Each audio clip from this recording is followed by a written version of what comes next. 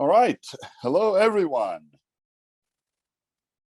I hope we're all ready to go here.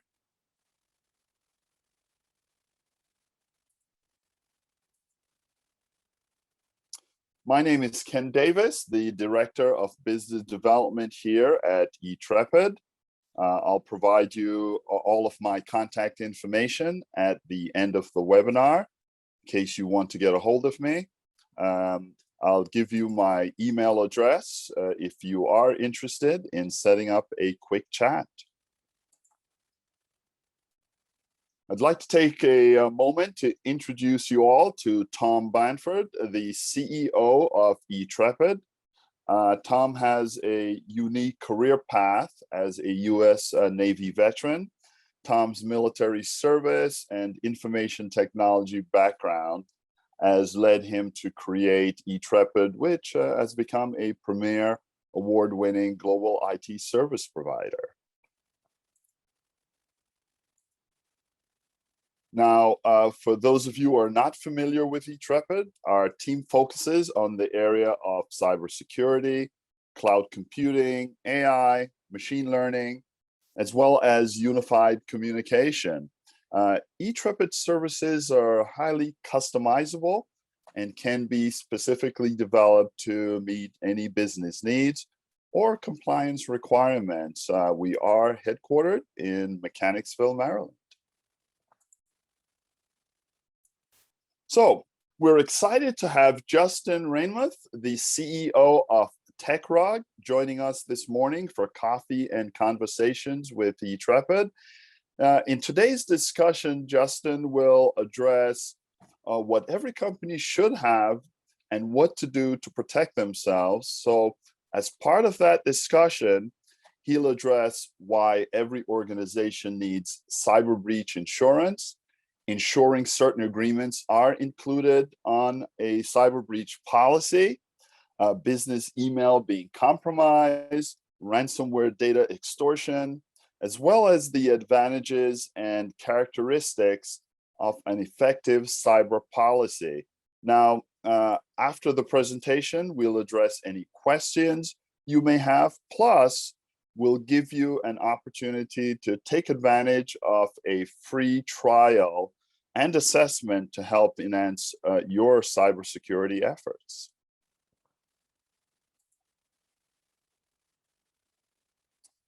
So let's hold our questions until after the presentation to give Justin an opportunity to provide all the information he has for us today. So please feel free to use the Q&A feature that is provided at the bottom of your screen to ask questions or comments in the chat section. The eTrepid team is monitoring these sections and will provide answers to your questions when we get to that portion of the conversation.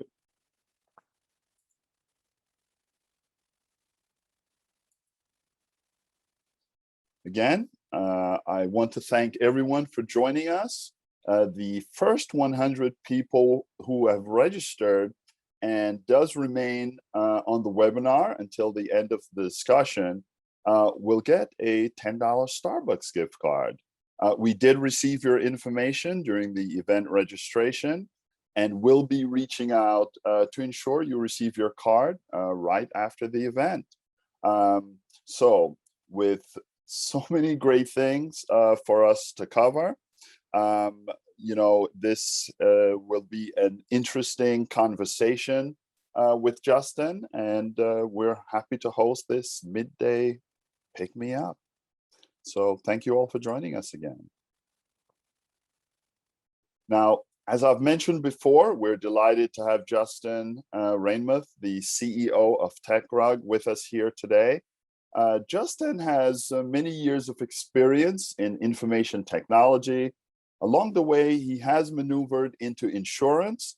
Since 2004, he has had the responsibility of managing risk for over 600 IT companies in the areas such as general liability, workman's comp, employment practice liability, commercial crime insurance, and errors and omissions insurance.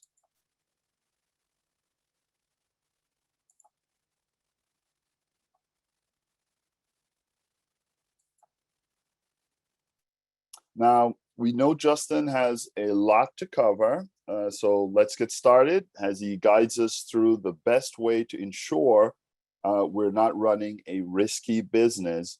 Justin, the floor is all yours. Yeah, I appreciate it, Ken. Hope everyone's having a good morning. I don't want to bore people too much with too much insurance, but I'll kind of highlight kind of what's going on in the industry, what we're seeing. And then obviously, if anyone has questions, please let us know. So, as the slide indicates, right, ransomware is a big problem right now. And I think the biggest thing, for the audience to understand is that, we hear a lot of people that, hey, listen, this won't happen to me. I'm only a two-person organization. I mean, I've been on hundreds and hundreds of these claims, and I've never had one person say, when we got involved with, the folks, because this is, most of it's coming, it's out of the country, right? There's not to say that there hasn't been some, but, they've never come to us and said, hey, we specifically targeted your client because, they only had 3 employees or they had 400 employees, right? I mean, a lot of these attacks, right, are just, they're finding vulnerabilities in the security because patches weren't done or something like that. It's almost like, I don't know, envision like going fishing, right? You throw a net out into the ocean, there's bound to be some fish that'll swim through and they'll catch it, and then they reel it in and they got the fish, right? And that's kind of what they're doing and what's going on right now. Ken had put up some statistics here, and I don't want to get into reading you these statistics, but going through a ransomware attack is it's a nightmare, quite honestly. And if you don't believe me, just to kind of run your organization through a ransomware fire drill, I would ask your IT service provider, in this case eTrepid, to unplug your network tomorrow morning at 8 o'clock in the morning and turn it back on at 5, and let me know how your day goes when you can't check email and access your management system. There's a lot of business interruption. You're going to probably lose clients because those clients are coming to you because they want access to either information that you need to give them.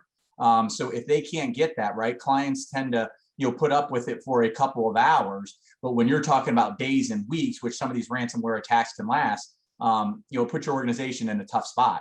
And really what we saw, Ken, was, in 2015, 16, people started kind of paying attention to cyber insurance. And a lot of those folks were, really centered around, hey, we want to get cyber insurance for, I'll call it bucket A. But in bucket A was really, we have a bunch of PHI or PII. So PHI is protected health information. PII is personally identifiable information.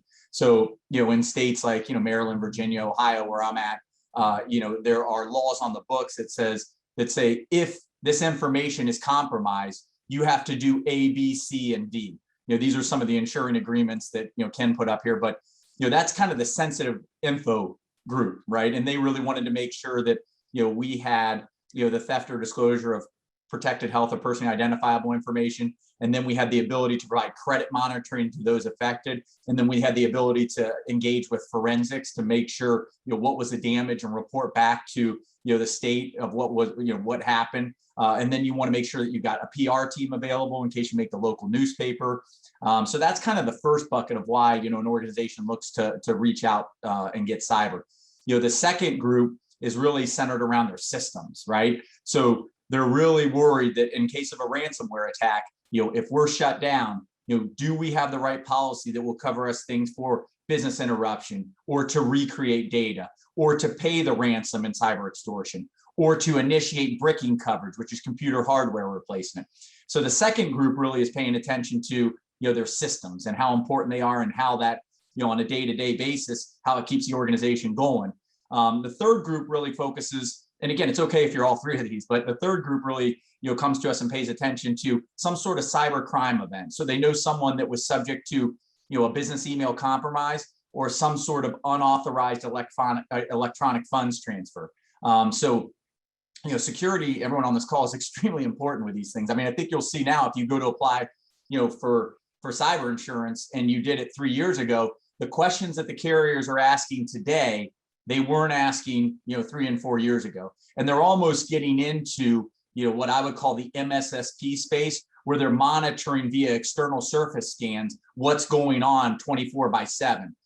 Because these policies, if well written, they're very broad, and if they weren't, I got an email from a very large company on it was before that, but it was like mid-June, but on 7/1, they were non-renewing and they weren't writing any new cyber business. The reason why is that for every dollar they collect, they're paying out $3. So the carriers now are starting to come and say, hey, listen, if you don't have things like two-factor on your email, if you don't have things like a backup inaccessible from your network, right? If you don't have things like multi-factor on OWA, then guess what?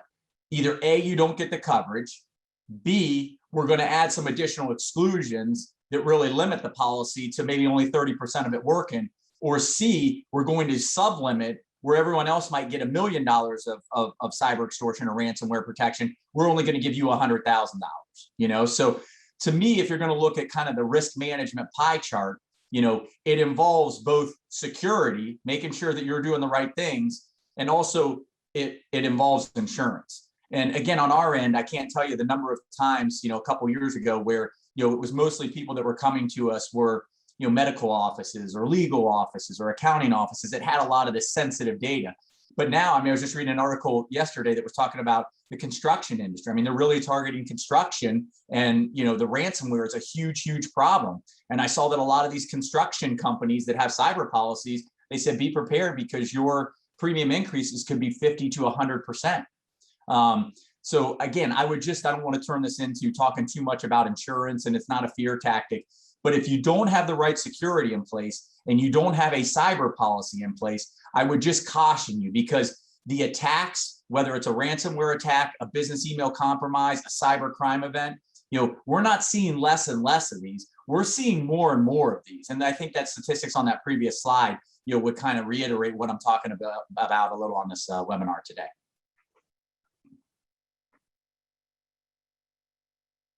I don't know if Ken, if you want to open up the questions or you want to take back control. I told you I don't want to bore people too much with insurance. Hopefully I made it somewhat interesting. Well, it was very interesting. Thank you, Justin, for taking the time and sharing all of that key information with us. Those are very important insights. We do have some questions in the queue at this time. I'd like to invite Persephone, eTrepid's outreach coordinator, as well as Tom Blanford, our CEO, to go through some of the questions that are submitted. Remember, if you have a question, please use the Q&A feature provided at the bottom of the screen to share, and we'll try our best to answer as much as possible. Persephone, Tom, it's all yours. Okay, thank you, Ken. So we do have a couple questions here. Our first question is, how much does cybersecurity insurance run? Yeah, you can get policies as cheap as $1,000, that are well written. There's a couple things that the carriers are going to look for, right? They're going to look for, what's the size of the organization. So obviously $1 million company and $100 million company are going to have, two different premiums. What industries are you in? There's obviously industries that are more of a target than other industries. What kind of, security is in place. Again, they're really focusing on, if you don't have certain security. We actually had a government agency, a water treatment plant. I don't want to say what state it was, but they didn't have data that was encrypted in rest. Now the carrier was willing to offer terms, but instead of the premium being $10,000, it was $15,000. For some reason, they didn't want to encrypt the data, so I don't know what was going on, but they ended up paying $5,000 more. So there is an underwriting process that you have to go through. And I would encourage everyone on this call, the simpler the underwriting process, the less coverage you have. So if you're not going through some sort of, I don't want to say it's a painful process, but a rather lengthy process, then I would say your policy is not that good. Things that I would caution and stay away from. And listen, me as an insurance agent, I've got insurance agent E&O, and there is a cyber bolt-on that I could add on. But when you read the cyber coverage, it's not that good. A lot of it's focused around PHI and PII. If that were to happen, they would provide notification costs, they would provide forensics. But again, if you were to ask me what is going on these last 2 years, these bad actors are really into kidnap and ransom insurance, i.e. cyber extortion, ransomware, and they're into cyber crime, tricking you into sending money or taking over your emails so that you see all the non-financial emails, they see all the financial emails, and then they're getting their customers to pay them and not you. So that's really what they're into is the ransomware and the cyber crime. So I hope that answers specifically your question. But again, it would range anywhere starting from $1,000 on up. Do I think that they'll stay in that range? No, I don't. I mean, the carriers are actually running out of capacity. So a lot of them have what they call reinsurance treaties or reinsurance agreements. And since the carriers have gone through and maximized the amount of cyber that they can write, they've had to go to their reinsurance companies and say, hey, can you free up another $40 million? They probably will do that, but it will come at a price. So I expect premiums to go up. But again, this coverage is critical, and it really has to be part of your organization going forward, in my opinion. Okay, great. Looks like we have one more question. What is the process to gain cybersecurity insurance?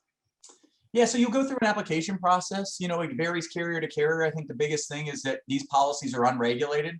So it's not like applying for auto insurance where, 99% of the time you go for it, it's the exact same policy, whether you pick carrier A, B, or C. So different carriers, some of them might run some of these external surface scans, some might not, some might have ransomware supplements, or they might have e-crime supplements. A lot of those e-crime supplements are, they want to know, do you have positive pay set up? Do you have dual authorization or out-of-band authentication set up? So it really is, it varies, carrier to carrier. But if I could reemphasize, the more stringent the underwriting process, the better you are, because it's probably they're offering more coverage and they're probably hiding behind less exclusions. Okay. All right. Are there ways to test my company's security before I try to get cyber insurance to know how much risk I have and how much coverage I should be seeking? Yeah, I think that, again, when you get with your local agent or agency, they should help you out on the limits. Anyone that says that there's a silver bullet when it comes to the limits, they're just not telling you the truth.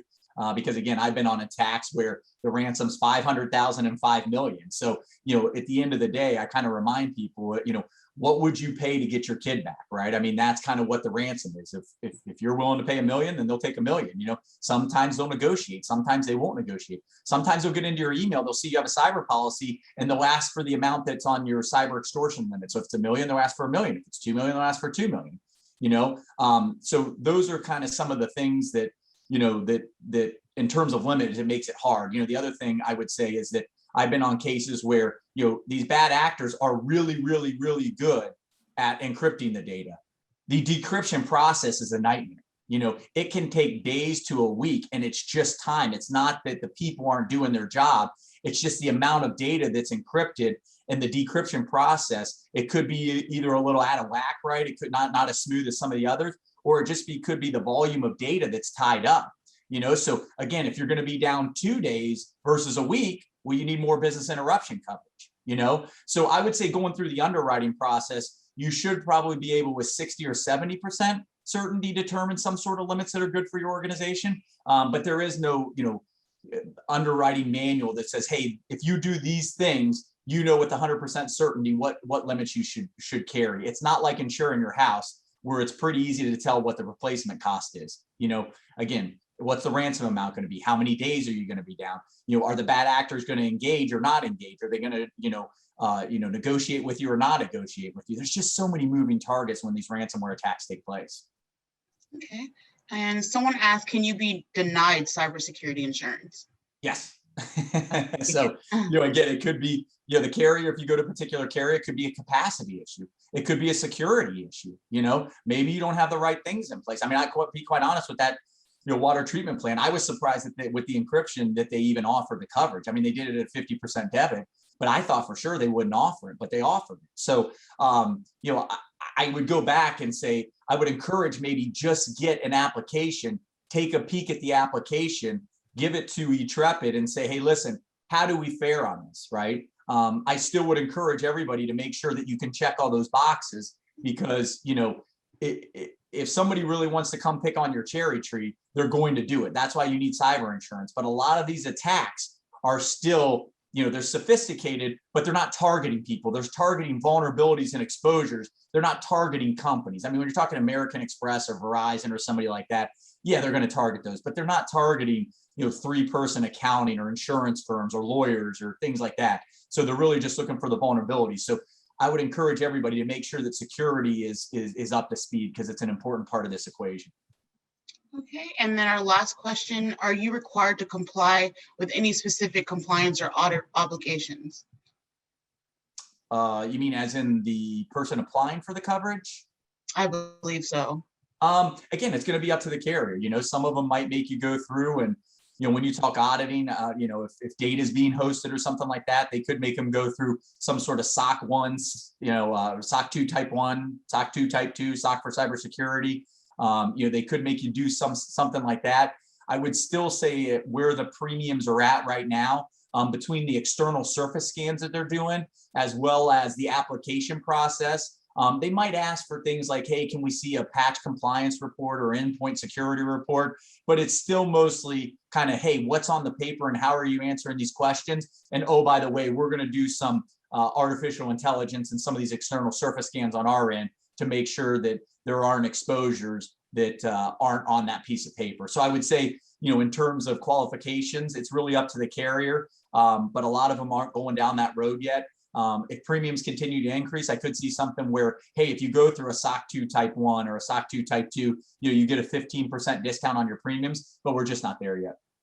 Okay. And Justin, looks like we do have one more question. I'm sorry. The question is, how long does each insurance policy last?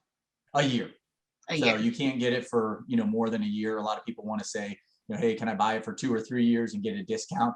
This is constantly, the market is changing, things are evolving. So, you're only going to be able to lock in for 1 year, and then you're going to have to go through another underwriting process a year later. And chances are it might look a little different. The questions that they asked last year, they're probably not going to ask, this year. They're probably going to ask the same questions, but they're going to ask additional questions, right? Or they may have an additional supplement, or they may run an additional scan or something like that. So 1 year would be to answer your question.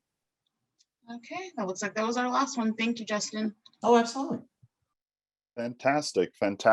A lot of great questions there. Thank you, Persephone.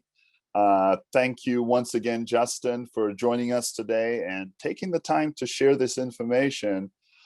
With that, I'd like to take a moment to discuss an offer BreachBits and eTrepid has for everyone who is participating in today's conversation.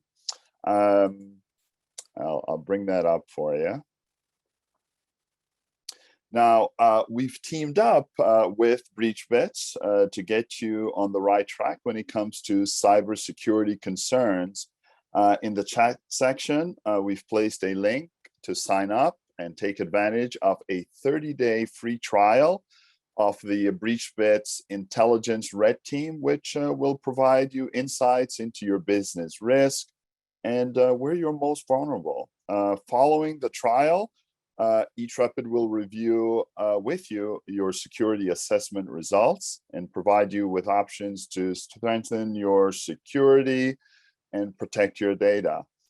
Again, the link has been provided in the chat, so simply fill out the form and we'll follow up with you to provide additional information, answer any questions you may have, and prepare you for the trial. Now, you must sign up by August the 2nd to take advantage of this exclusive offer.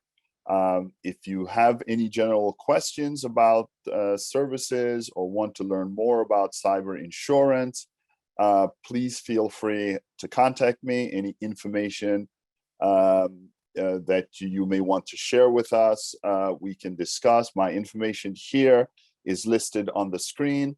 Also, feel free to contact Justin with TechRug.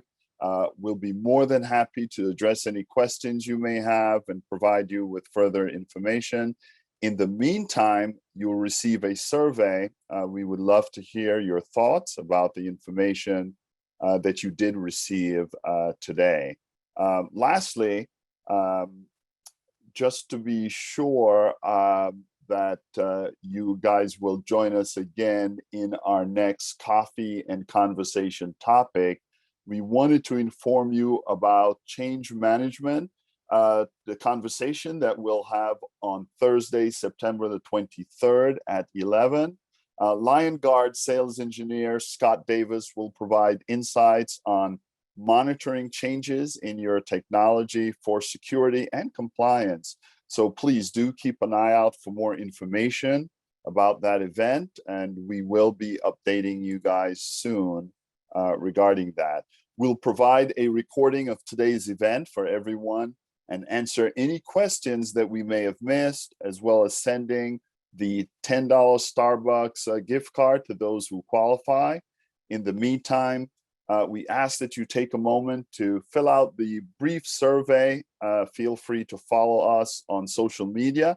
If you are interested in getting more updated industry information, check us out at eTrepid on these social platforms listed on the screen.